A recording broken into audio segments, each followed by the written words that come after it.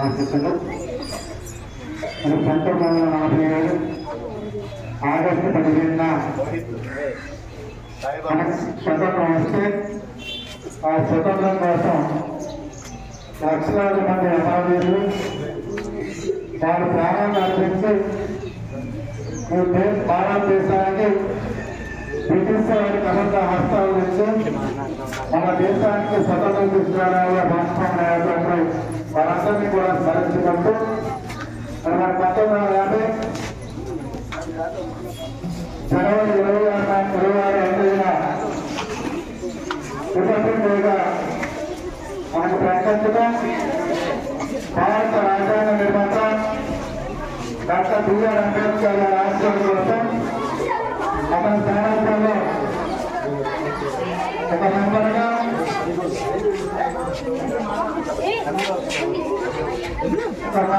దాంట్లో ఉంటూ ప్రపంచ దేశాలన్నీ కూడా భారత రాజ్యాంగంలో వాళ్ళ రాజ్యాంగాన్ని పెట్టుకుంటూ ఈ భారతదేశాన్ని ఏ విధంగా పరిపాలించుకోవాలి, జుడిషియల్ అంటే పరిపాలన విధానం అంటే ఇలా అనేక శాఖలు తయారు చేసి ఆ భారత రాజ్యాంగాన్ని తయారు చేసినటువంటి మహనీయులు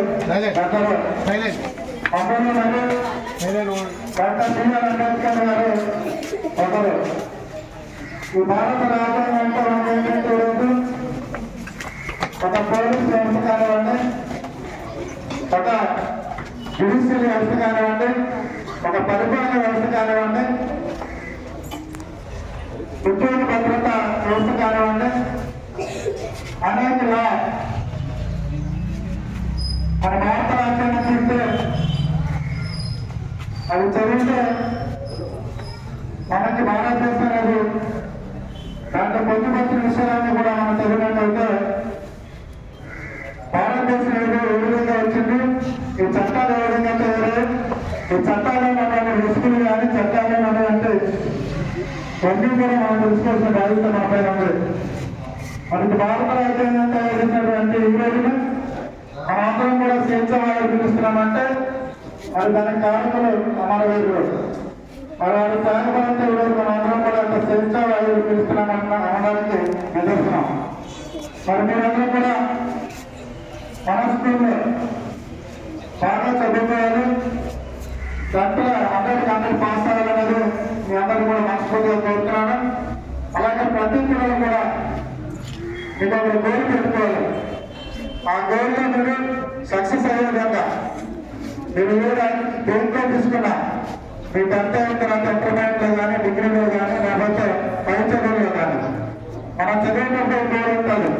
ఒక టీచర్ అవ్వాలా, ఒక ఎస్ఐ అవ్వాలా, పోలీసు అవ్వాలా, లేకపోతే మన భారతదేశంలో సైనికులు కావాలా, కమాండర్ కావాలా, మనకి ఒక రాజకీయ నాయకులు కావాలి, ఐఏఎస్ కావాలి, ఐపీఎస్ కావాలనేది మీలో ఉంటుంది.